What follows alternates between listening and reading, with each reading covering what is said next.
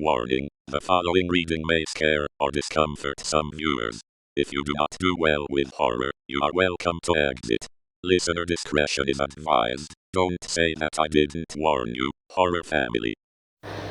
This isn't one of those haunted game stories. At no point are you going to hear me claim something within the game spoke to me, reacted to my words, or forced me to punch myself repeatedly in the face. No, this isn't about a haunted game or a game doing something impossible or even something it shouldn't have. This isn't about a glitch or a hidden satanic message, and at no time did I phone Nintendo headquarters only to have my questions answered with hushed whispers or anguished screams. This is a story about a game feature that I don't think anyone else has unlocked.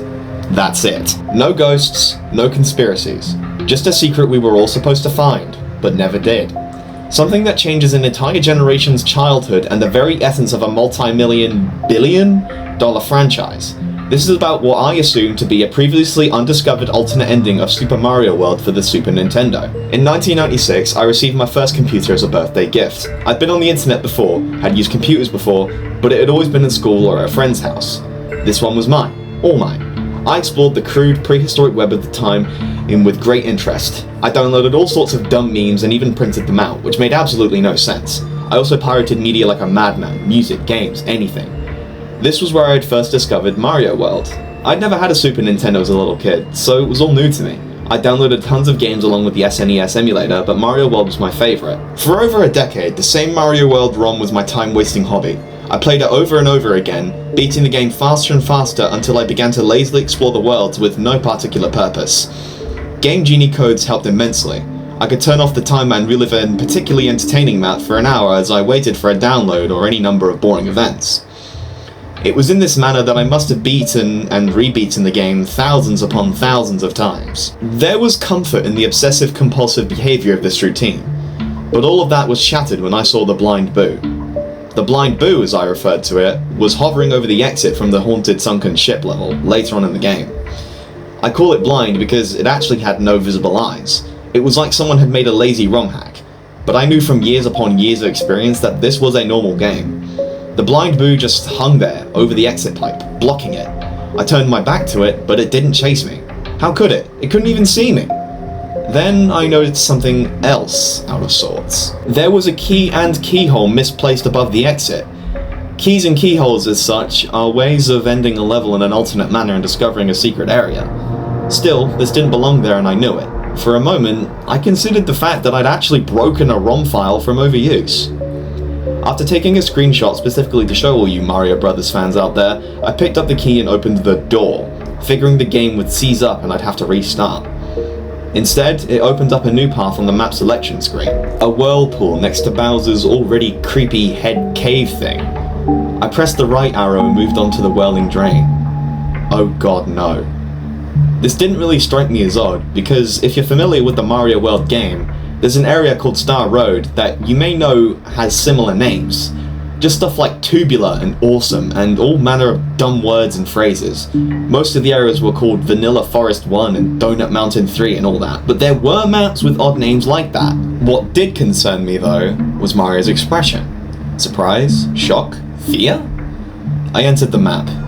Oddly enough, the whirlpool in the middle of a lake began with the standard castle entry animation. Mario walked up to a castle door, looked up, and then went inside. I could tell it was underwater though, because of the bubbles that periodically emerged from the sprite's mouth and then floated to the top of the screen. Inside the castle, it started to look more and more like I was in fact experiencing a glitch. There was no room to jump, no room to do anything but run left and right. I must have gone right for 10 to 20 minutes, just holding the B button and running along at full speed. After a while, I ran into 1 or 2 Blind Boos in the darkness above, then 3 or 4, then the screen was full of them. They just kind of hung there, doing nothing. They wouldn't chase me if I turned my back, as with the previous Blind Boo.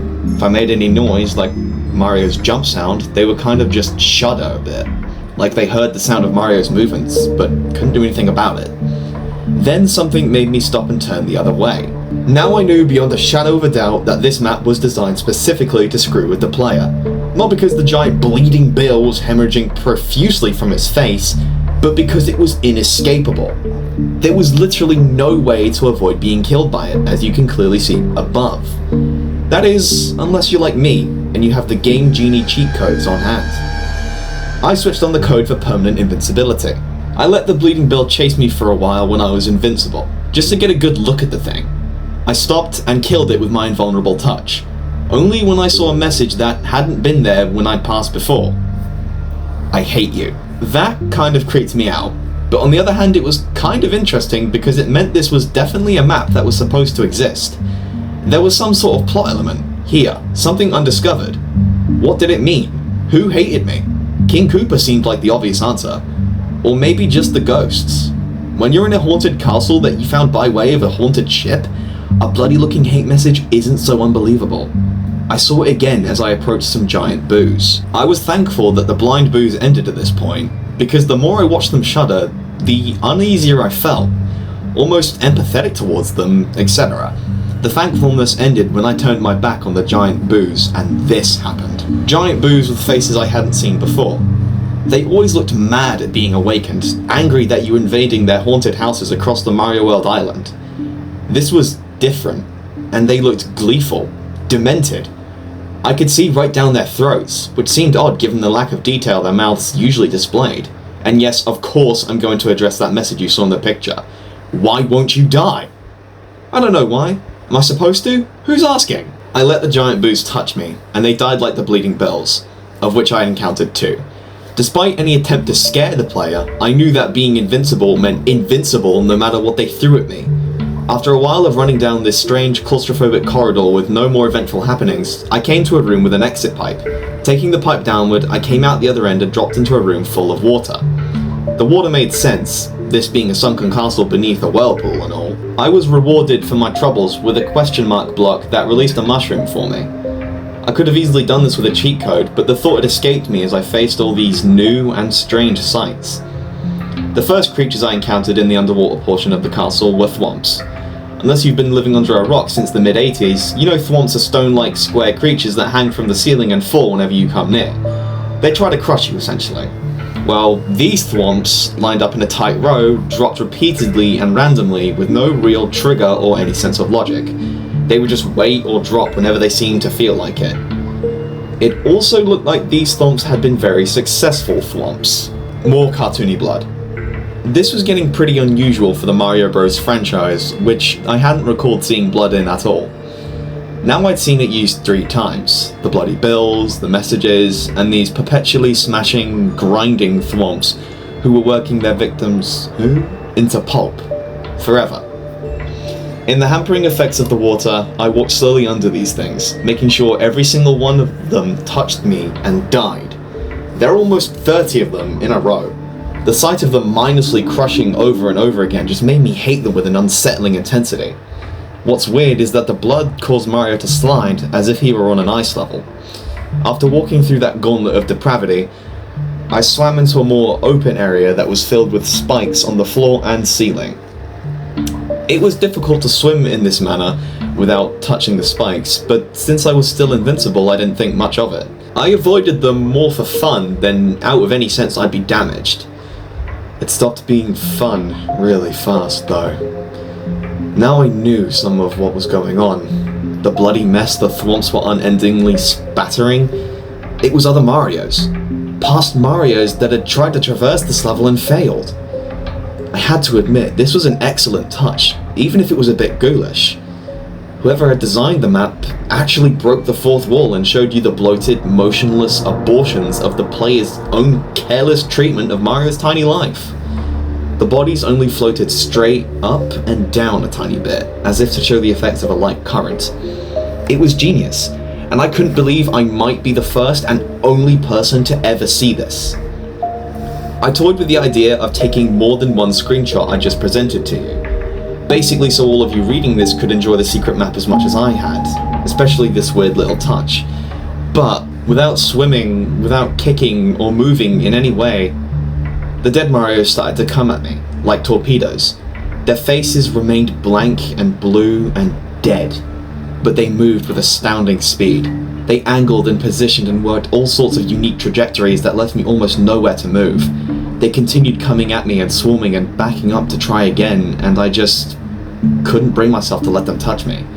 I moved with more speed and skill than I'd ever exerted, frantically trying to keep Mario free of the drowning victims that seemed dead set on rocketing straight into him. When I finally reached the purple exit pipe you see above, there had to be 10 of those things right behind, pitching, turning, and chasing me. I entered the pipe as fast as I could, thankful that it worked properly and had Mario out of that situation in a heartbeat. The corridor that followed was empty, thankfully. It was just a blue underwater hallway of sorts with nothing to avoid or kill. It was boring and predictable like the game had been all these years, which brought back a sense of safety. At the end of the hallway, I came to a standard pair of doors you'd enter to face a final boss. And beside the doorway, a mushroom power-up. I didn't touch that shit though. Going through the door was as you'd expect. The typical change of map views occurred, and Mario was standing on the ubiquitous bridge over boiling lava. Or had it been blood all along? When Mario walked out onto the bridge, however, there was no boss creature. Instead, Mario immediately looked to the side and froze. I couldn't control him anymore. He just stood there. Keep looking until you see it. I didn't even see it at first, so I don't expect you to notice it right away. If you still haven't spotted the thing, look in the third window from the left. FYI, that's not usually there. Mario seemed to regain his composure and looked back and forth slowly, surveying the room. There was still no boss, and I still couldn't control him, so I stopped trying and just watched. This went on and on for what seemed like forever. Nothing happened. Then a familiar face walked in from the right, dressed in green, tall and angry. It was Luigi. Mario recoiled in horror. It's difficult to say that without thinking how crazy it sounds, but Mario really reeled back with a sort of terror that was uncharacteristic for such a peppy, happy-go-lucky mascot like him. Then Luigi spoke. It was all connecting now. The messages scrawled on the walls, "I hate you," and "Why won't you die?" Luigi. He's always been Mario's second banana, the player 2, the one who doesn't get the princess in these early games. No matter how identical he is to Mario in skill set and ability and tenaciousness and bravery, at the end of the day the game is Super Mario Brothers, and he's just the brother. How he must have hated Mario. Who among us wouldn't? Think about it. No matter what happens, Mario always comes back. No matter how many corpses he leaves littering the battlefield, he's always there once more to leap and cheer and get all the adoration. And Koopa hadn't worked alone? I didn't know what that meant at first, if anything. But again, you just have to think it through. How exactly does King Koopa consistently succeed in kidnapping the princess? From day one, from the original Mario Brothers onward, it had always been an inside job. Still unable to control the character, I watched Mario simply cower in fear as Luigi leapt high into the air. As high as he could in Mario 2, the bastard child of the franchise. He jumped on the pathetic weeping Mario again and again and again. I was powerless to stop it. When he was done, he seemed to look at Mario's limp body with this overwhelming rage. Then the bridge started to disappear. Soon Mario would be dead. As I looked on, I had an irrational thought. Would it be permanent? Within an instant, as Luigi turned to seemingly strike a victory pose, like he'd beaten the level, Mario awkwardly got to his feet and took him by surprise. Fear and sadness and confusion had given way to anger, and Mario overpowered his brother with little effort. To this day, I'm still haunted by the final result of his wrathful reprisal. There was the map's title. None of this was a glitch. None of it was a mistake. It wasn't a developer getting back at Nintendo, and it wasn't a ghost haunting a Nintendo cartridge. It was a planned, purposeful part of the Mario Brothers mythos. If you beat the same level X number of times, a secret part of the world opened, and you learned that from the Mario Brothers through Mario Land, Luigi had secretly been working against you and was in fact facilitating the repeated abduction and abuse of the princess. But why? Money? Power? No. It was all there. Because he couldn't take not being the one in the spotlight, not being Mario himself. After Luigi died, well and truly died, Mario just sat on the edge of the bridge and wept. I was forced to watch this for minutes on, before the screen faded to black. I played the rest of the game through to see if anything changed. Nothing else odd happened. As one would expect, since this whole ordeal was just supposed to be part of the actual full story. I couldn't access the whirlpool again.